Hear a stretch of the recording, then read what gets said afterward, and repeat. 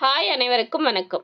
இன்னைக்கு என்ன பார்க்க போகிறோம் அப்படின்னா 10th ஸ்டாண்டர்ட் தமிழ் இயல் 3 ஃபுல்லாக பார்க்க போகிறோம். ஆல்ரெடி நம்ம சேனலில் 10th தமிழ் இயல் 1, 2 ஃபுல்லாக அப்லோட் பண்ணியிருக்கோம். அது வரைக்கும் பார்க்காதவங்க கண்டிப்பாக மிஸ் பண்ணாமல் பாருங்கள்.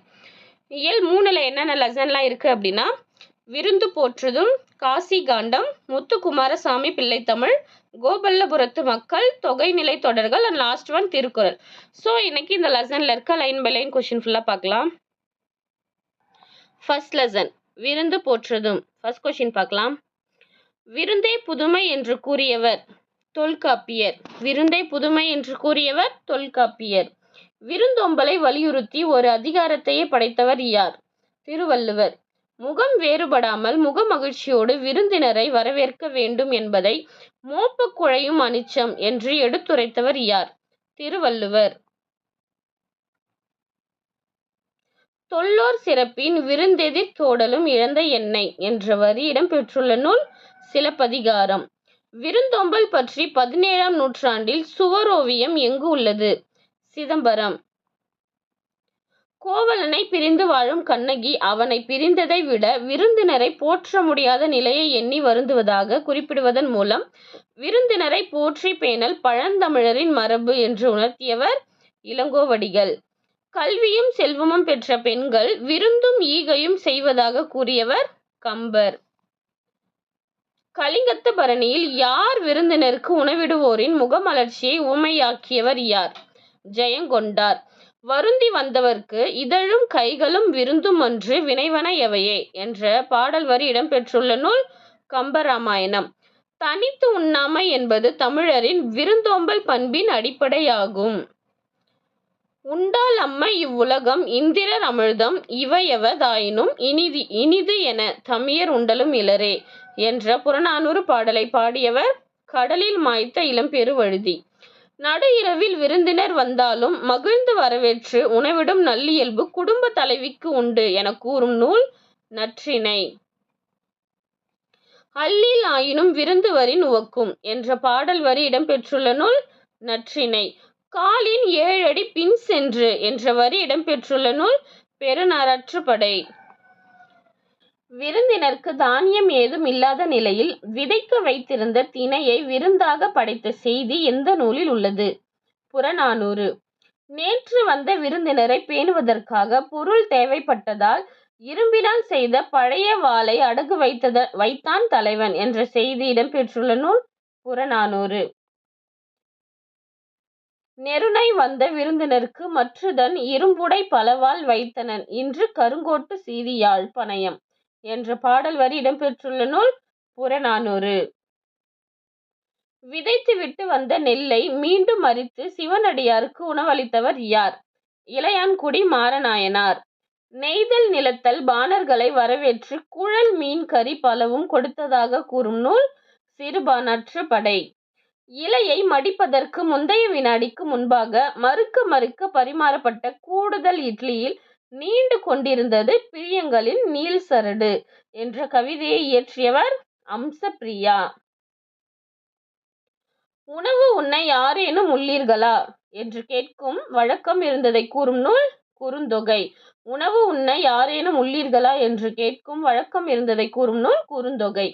பலர் புகு வாயில் அடைப்ப கடவுநீர் வருவீர் உளிரோ என்ற பாடல் வரி இடம்பெற்றுள்ள நூல் குறுந்தொகை.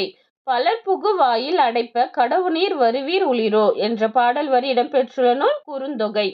மருந்தே ஆயினும் விருந்தோடு உண் என்ற வரியை கூறியவர் ஔவையார். மருந்தே ஆயினும் விருந்தோடு உண் என்ற வரியை கூறியவர் ஔவையார். யாருடைய ஆட்சி காலத்தில் சத்திரங்கள் மிக அதிகமாக தோன்றின? நாயக்கர் மராட்டியர் காலத்தில். தமிழர் பண்பாட்டில் எந்த இலைக்கு தனித்த இடம் உண்டு? தமிழர் பண்பாட்டில் எந்த இலைக்கு தனித்த இடம் உண்டு? வாழை இலை. எந்த தமிழ்ச் சங்கம் வாழை இலை விருந்து விழாவை கொண்டாடி வருகிறது? அமெரிக்காவின் மின்னசோட்டா தமிழ் சங்கம். இட்டதோர் தாமரை பூ இதழ் விரித்திருத்தல் போலே வட்டமாய் புறாக்கள் கூடி இறையுண்ணும் என்ற பாடல் வரியை இயற்றியவர் பாரதிதாசன். விருந்தினரை வழி அனுப்பும் பொழுது அவர்கள் செல்லவிருக்கின்ற 4 குதிரைகள் பூட்டப்பட்ட தேர் வரை 7 அடி நடந்து சென்று வழி அனுப்பினர் என்று கூறும் நூல் பெருநறாற்றுப்படை. அடுத்து second lesson Kasi Kandam. Question number 29. Kasi Kandam என்ற நூலை இயற்றியவர் அதிவீரராம பாண்டியர். காசி காண்டம் என்ற நூலை இயற்றியவர் அதிவீரராம பாண்டியர். விருந்தோம்பல் ஒழுக்கங்கள் எத்தனை? விருந்தோம்பல் ஒழுக்கங்கள் மொத்தம் 9. 9 விருந்தோம்பல் செய்யும் இல்லற ஒழுக்கங்களை கூறியவர் யார்? 9 விருந்தோம்பல் செய்யும் இல்லற ஒழுக்கங்களை கூறியவர் அதிவீரராம பாண்டியர். அருகுற என்பதன் பொருள் அருகில். அருகுற என்பதன் பொருள் அருகில். முகமன் என்பதன் பொருள் ஒருவரை நலம் வினவி கூறும் விருந்தோம்பல் சொற்கள். திருந்துற நோக்கல் என்பதன் பொருள் மகிழ்ச்சியாக பார்த்தல். செப்பல் என்பதன் பொருள் கூறுதல். அடுத்து பார்த்தீங்கன்னா இலக்கண குறிப்பு. நன்மொழி இலக்கண குறிப்பு. பண்பு தொகை. வியத்தல், நோக்கல், உரைத்தல், எழுதுதல், செப்பல், இருத்தல், வழங்கல் ஆகிய சொற்களின் இலக்கண குறிப்பு தொழிற்பெயர்கள். வந்து என்பதன் இலக்கண குறிப்பு வினையெச்சம். அடுத்த கொஸ்டின் பாருங்க. ஒப்புடன் முகம் மலர்ந்தே உபசரித்து உண்மை பேசி என்ற வரி இடம்பெற்றுள்ள நூல் விவேக சிந்தாமணி. காசி நகரத்தின் பெருமைகளை கூறும் நூல் காசி காண்டம். காசி நகரத்தின் பெருமைகளை கூறும் நூல் காசி காண்டம். காசி காண்டம் எதை விளக்குவதாக அமைந்துள்ளது? காசி காண்டம் எதை விளக்குவதாக அமைந்துள்ளது? துறவு, இல்லறம், பெண்களுக்கு உரிய பண்புகள், வாழ்வியல் நெறிகள், மறு வாழ்வியல் அடையும் நன்மைகள் ஆகியவை காசி காண்டம் விளக்குவதாக உள்ளது. அடுத்து முத்து குளிக்கும் கொற்கையின் அரசர் யார்? முத்து குளிக்கும் கொற்கையின் அரசர் அதிவீரராம பாண்டியன். அதிவீரராம பாண்டியனின் மற்றொரு நூல் எது? வெற்றி வேர்க்கை. அதிவீரராம பாண்டியரின் மற்றொரு நூல் வெற்றி வேர்க்கை. வெற்றி வேர்க்கை என்ன பெயரால் அழைக்கப்படுகிறது? நருந்தொகை. வெற்றி வேர்க்கை என்ன பெயரால் அழைக்கப்படுகிறது? நருந்தொகை. சீவலமாறன் என்று அழைக்கப்படுபவர் யார்? அதிவீரராம பாண்டியன். சீவலமாறன் என்று அழைக்கப்படுபவர் அதிவீரராம பாண்டியன். அடுத்து நைடதம், லிங்க புராணம், வாயு சம்கிதை, திருக்கருவை பதிற்று பத்தந்தாதி, கூர்ம புராணம் போன்ற நூல்களை எழுதியவர் அதிவீரராம பாண்டியன்.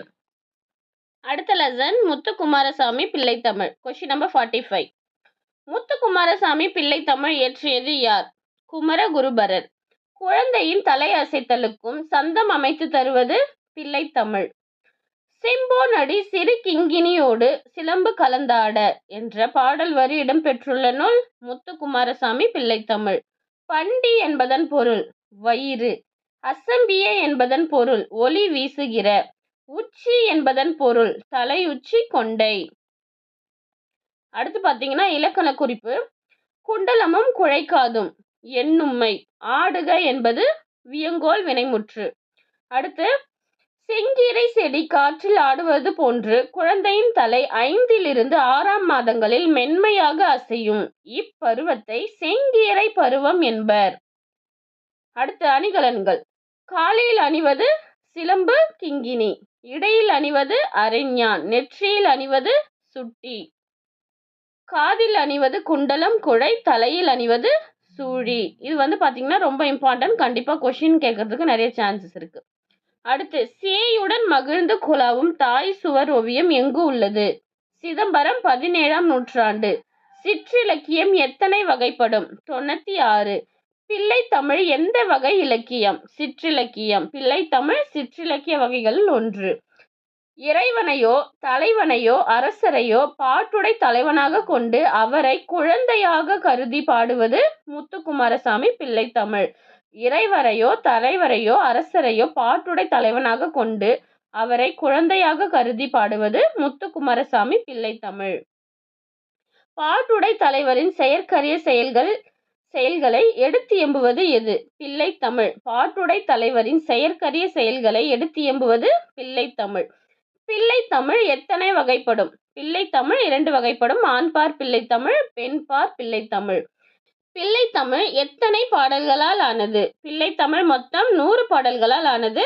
10 பருவம் இருக்கு. பருவத்திற்கு 10 பாடல்கள் இருக்கு. மொத்தம் 100 பாடல்கள். குமரகுருபரரின் காலம் என்ன? குமரகுருபரரின் காலம் 17ஆம் நூற்றாண்டு. குமரகுருபரர் எந்த மொழியில் புலமை பெற்றவர்? குமரகுருபரர் எந்த மொழியில் புலமை பெற்றவர்? தமிழ், வடமொழி, இந்துஸ்தானி. அடுத்து பார்த்தீங்க அப்படின்னா கொஸ்டின் நம்பர் 63 குமரகுருபரர் இயற்றிய நூல்கள். குமரகுருபரர் இயற்றிய நூல்கள் கந்தர் கலிவெண்பா, மீனாட்சி அம்மை பிள்ளை தமிழ், மதுரை கலம்பகம், அப்புறம் பார்த்தீங்கன்னா சகலகலாவல்லி மாலை, நீதி நெறி விளக்கம், திருவாரூர் மும்மணி கோவை. இதெல்லாம் பார்த்தீங்கன்னா குமரகுருபரர் இயற்றிய நூல்கள். அடுத்து இருபாலருக்கும் பொதுவான பருவங்கள். இருபாலருக்கும் பொதுவான பருவங்கள் எது எது அப்படின்னா காப்பு, செங்கீரை, தாள், சப்பானி, முத்தம், வருகை, அம்பிலி. இருபாலருக்கும் பொதுவான பருவங்கள் காப்பு, செங்கீரை, தாள், சப்பானி, முத்தம், வருகை மற்றும் அம்புலி. அடுத்து ஆண்பார் பிள்ளை தமிழின் கடைசி 3 பருவங்கள். ஆண்பார் பிள்ளை தமிழின் கடைசி 3 பருவங்கள் என்னென்ன அப்படின்னா சிற்றில், சிறுபறை, சிறுதேர். இதெல்லாம் பார்த்தீங்கன்னா ஆண்பார் பிள்ளை தமிழின் கடைசி 3 பருவங்கள். இதே பெண் பார் பிள்ளை தமிழின் கடைசி 3 பருவங்கள் என்ன அப்படின்னா கழங்கு, அம்மானை, ஊசல். அடுத்த லெசன் கோபல்லபுரத்து மக்கள். கொஸ்டின் நம்பர் 67 கரிசல் இலக்கியம் எந்த பகுதிகளில் தோன்றியது? கரிசல் இலக்கியம் எந்த பகுதிகளில் தோன்றியது? கோவில்பட்டியை சுற்றிய வட்டார பகுதிகளில் தோன்றியது. காய்ந்தும் கெடுக்கிற, பெய்தும் கெடுக்கிற மழையை சார்ந்து வாழ்கின்ற மானாவாரி மனிதர்களின் வாழ்க்கை சொல்லும் இலக்கியம் எது? ஆன்சர் கரிசல் இலக்கியம். கரிசல் மண்ணின் படைப்பாளி கு. அழகிரிசாமி. கரிசல் மண்ணின் படைப்பாளி கு. அழகிரிசாமி யாருக்கு முன் எழுத தொடங்கியவர்? கி. ராஜநாராயணன். கரிசல் இலக்கியம் பற்றி எழுத தொடங்கியவர்? கரிசல் இலக்கியம் பற்றி எழுத தொடங்கியவர் கு. அழகிரிசாமி. கரிசல் களத்தையும் அங்குள்ள மக்களையும் மையப்படுத்தி கரிசல் இலக்கியத்தை நிலைநிறுத்தியவர் யார்? கி. ராஜநாராயணன். கரிசல் பரம்பரை இன்றளவும் நிலைநிறுத்திக் கொள்ள காரணமாக இருப்பவர்கள் ப. ஜெயப்பிரகாசம், பூமணி, வீரவேலுசாமி, வேலராமமூர்த்தி, இன்னும் பலர். அடுத்து பார்த்தீங்கன்னா வட்டார வழக்கு சொற்கள் என்னென்ன அப்படின்னா பாய்ச்சல் அப்படின்றது என்ன சொல்லுவாங்கன்னா பாத்தி, பதனம் அப்படின்றத கவனமாக, நீத்து பாகம் மேல் கஞ்சி, கடிச்சி குடித்தல் அப்படின்றத வாய் வைத்து குடித்தல், மகுளி சோற்று கஞ்சி, வரத்துக்காரன் அப்படின்னா புதியவன், சடைத்து புளித்து சலிப்பு, அழுக்கம் அழுத்தம், அப்புறம் தொலைவட்டையில்னா தொலைவில். அடுத்து கோபல்ல கிராமம் என்னும் புதினத்தை தொடர்ந்து எழுதப்பட்ட கதை கோபாலபுரத்து மக்கள். கோபல்ல கிராமம் என்னும் புதினத்தை தொடர்ந்து எழுதப்பட்ட கதை கோபல்லபுரத்து மக்கள். கி. ராஜநாராயணன் அவர்களின் சொந்த ஊர் இடைச்செவல். கி. ராஜநாராயணன் அவர்களின் சொந்த ஊர் இடைச்செவல். இந்திய விடுதலை போரின் பின்னணியை கொண்ட நூல் எது? கோபல்லபுரத்து மக்கள். இந்திய விடுதலை போரின் பின்னணியை கொண்ட நூல் கோபல்லபுரத்து மக்கள். கோபல்லபுரத்து மக்கள் என்ற நூலின் ஆசிரியர் கி. ராஜநாராயணன். யாருடைய நூல் கதை சொல்லின் கதை போக்கில் அமைந்திருக்கும்? கி. ராஜநாராயணன். கோபல்லபுரத்து மக்கள் என்ற நூலுக்காக சாகித்ய அகாடமி விருது பெற்ற வருடம் 1991. கி. ராஜநாராயணன் எத்தனைக்கும் மேற்பட்ட நூல்கள் எழுதியுள்ளார்? 20க்கும் மேற்பட்ட நூல்கள். கரிசல் வட்டார சொல்லகராதியை உருவாக்கியவர் யார்? கரிசல் வட்டார சொல்லகராதியை உருவாக்கியவர் கி. ராஜநாராயணன். எழுத்துலகில் கீரா என அழைக்கப்படுபவர் கி. ராஜநாராயணன். எழுத்துலகில் கீரா என அழைக்கப்படுபவர் கி. ராஜநாராயணன். யார் தொடங்கிய வட்டார மரபு வாய்மொழி புனைக்கதைகள் கரிசல் இலக்கியம் என அழைக்கப்படுகிறது? கி. ராஜநாராயணன். அடுத்து குரங்கு இசை விழாவின் உரத்தை என்ற அகநானூறு வரியில் எந்த ஊர் சிறப்பிக்கப்படுகிறது? திருச்சி மாவட்டத்தில் உள்ள உறையூர். அடுத்து பார்த்தீங்கன்னா இலக்கண பகுதி தொகைநிலை தொடர்கள். சொற்கள் பல தொடர்ந்து நின்று பொருள் தருவது சொற்றொடர் அல்லது தொடர் எனப்படும். சொற்கள் பல தொடர்ந்து நின்று பொருள் தருவது சொற்றொடர் அல்லது தொடர் எனப்படும். எடுத்துக்காட்டு பார்த்தீங்க அப்படின்னா நீர் பருகினான், வெண் சங்கு ஊதினான். அடுத்து பெயர் சொல்லோடு வினை சொல்லும் சேரும் தொடரின் இடையில் வேற்றுமை உருபுகளோ வினை பண்பு முதலியவற்றின் உருபுகளோ தொக்கி மறைந்து 2 அல்லது அதற்கு மேற்பட்ட சொற்கள் ஒரு சொல் போன்று நிற்குமானால் அது தொகைநிலை தொடராகும். எடுத்துக்காட்டு பார்த்தீங்கன்னா கரும்பு தின்றான். அது எப்படி நம்ம சொல்லுவோம் அப்படின்னா கரும்பை தின்றான், வேற்றுமை உருபு தொக்கி மறைந்துள்ளது. அடுத்து தொகைநிலை தொடர்கள் எத்தனை வகைப்படும்? தொகைநிலை தொடர்கள் மொத்தம் 6. என்னென்ன அப்படின்னா வேற்றுமை தொகை, வினை தொகை, பண்பு தொகை, உவமை தொகை, உம்மை தொகை, அன்மொழி தொகை.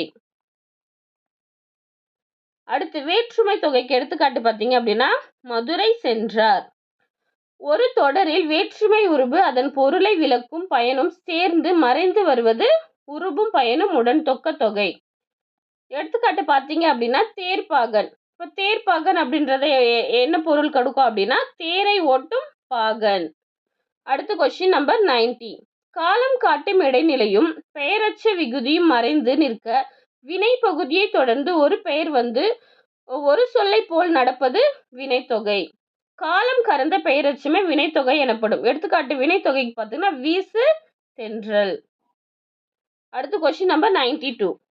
நிறம், வடிவம், சுவை, அளவு முதலானவற்றை உணர்த்தும் பண்பு பெயர்களும் அது தழுவி இருக்கும் பெயர் சொல்லுக்கு இடையில் மை என்னும் பண்பு விகுதியும் ஆகிய ஆன என்னும் பண்புறுகளும் மறைந்து வருவது பண்பு தொகை எனப்படும். எடுத்துக்காட்டு பார்த்தீங்கன்னா செங்காந்தல். அது எப்படி சொல்லுவாங்கன்னா செம்மையாகிய காந்தல். Next question. சிறப்பு பெயர் முன்னும் பொது பெயர் பின்னும் இடையில் நின்று ஆகிய என்னும் பண்புறுப்பு தொக்கி வருவது இரு பெயரொட்டு பண்பு தொகை எனப்படும். இரு பெயரொட்டு பண்பு தொகைக்கு எடுத்துக்காட்டு பார்த்தீங்கன்னா சாரை பாம்பு, மார்கழி திங்கள். அடுத்து உவமைக்கும் பொருளுக்கும் இடையில் ஊம உருபு மறைந்து வருவது உவமை தொகை எனப்படும். ஓமை தொகைக்கு எடுத்துக்காட்டு பார்த்தீங்க அப்படின்னா மலர்கை. இப்போ மலர்கைன்றது மலர் போன்ற கை, மலர்ன்றது உவமை, கைன்றது உவமேயம். அடுத்து எண்ணல், எடுத்தல், முகத்தல், நீட்டல் என்னும் 4 அளவு பெயர்களை தொடர்ந்து வருவது பார்த்தீங்கன்னா உம்மை தொகை. உம்மை தொகைக்கு எடுத்துக்காட்டு அண்ணன், தம்பி, அண்ணனும் தம்பியும், தாய் செய், தாயும் சேயும். அடுத்து பார்த்தீங்க அப்படின்னா கொஸ்டின் நம்பர் 98. வேற்றுமை, வினை, பண்பு, ஓமை ஆகிய தொகைநிலை தொடர்கள் அவை அல்லது வேறு சொற்கள் மறைந்து நின்று பொருள் தருவது அன்மொழி தொகை எனப்படும். அன்மொழி தொகைக்கு எடுத்துக்காட்டு பார்த்தீங்கன்னா சிவப்பு சட்டை பேசினார். அதாவது சிவப்பு சட்டை போட்டவங்க பேசியிருக்காங்க. முறுக்கு மீசை வந்தார். முறுக்கு மீசை வைத்திருக்கவர் வந்தார். மைக்கல் முத்துக்கு ஈடாய் மிக்க நெல்முத்து என்ற வரி இடம்பெற்றுள்ள நூல் முக்கூடர் பல்லு. கத்துக்கடல் சூழ்நாகை காத்தான் தன் சத்திரத்தில் அத்தமிக்கும் போது அரிசி வரும் என்ற வரியை இயற்றியவர் காலமேக புலவர். அடுத்து ஊரை ஊற்றி ஊற்றி பார்த்தாலும் புளிக்காத பால், தந்தை தந்த தாய்ப்பால் முப்பால் என்று திருக்குறள் பற்றிய கவிதையை எழுதியவர் அறிவுமதி. அடுத்து பார்த்தீங்க அப்படின்னா அறிவை விரிவிசை. திருக்குறள் தெளிவுரை நூலை எழுதியவர் வ.உ. சிதம்பரனார். சிறுவர் நாடோடி கதைகள் நூலை எழுதியவர் கி. ராஜநாராயணன். 6ஆம் திரை நூலை எழுதியவர் மருத்துவர் கு. சிவராமன். அடுத்து கலை சொல். விருந்தோம்பல் ஹாஸ்பிட்டாலிட்டி, செல்வம் வெல்த், வளைகாப்பு பேபி ஷவர், புதுமனை புகுவிழா ஹவுஸ் வார்மிங், விருந்து ஃபீஸ்ட். அடுத்து திருக்குறள். வேலோடு நின்றன் இடுவென்றது போலும் கோலோடு நின்றன் இரவு என்ற திருக்குறளில் பயின்று வரும் அணி உவமை அணி. பண் எண்ணாம் பாடற்கியை இன்றேல் கண் எண்ணாம் கண்ணோட்டம் இல்லாத கண் என்ற திருக்குறளில் பயின்று வரும் அணி எடுத்துக்காட்டு உவமை அணி. நச்சப்படாதவன் செல்வம் நடுவூருள் நடுச்சு மரம் பழுத்தற்று என்ற குறளில் பயின்று வரும் அணி உவமை அணி. ஸோ இன்னைக்கு பார்த்த கொஸ்டின்ஸ் எல்லாமே உங்களோட எக்ஸாம் ரிவிஷனுக்கு ரொம்ப ஹெல்ப்ஃபுல்லாக இருக்கும்னு நினைக்கிறேன். இந்த மாதிரி நிறைய கொஸ்டின் வேணும்னு நினச்சிங்கன்னா கண்டிப்பாக நம்ம சேனலை சப்ஸ்கிரைப் பண்ணிக்கோங்க. அப்போ தான் நம்ம போடுற வீடியோஸ் உங்களுக்கு உடனுக்குடனே கிடைக்கும். தேங்க்யூ.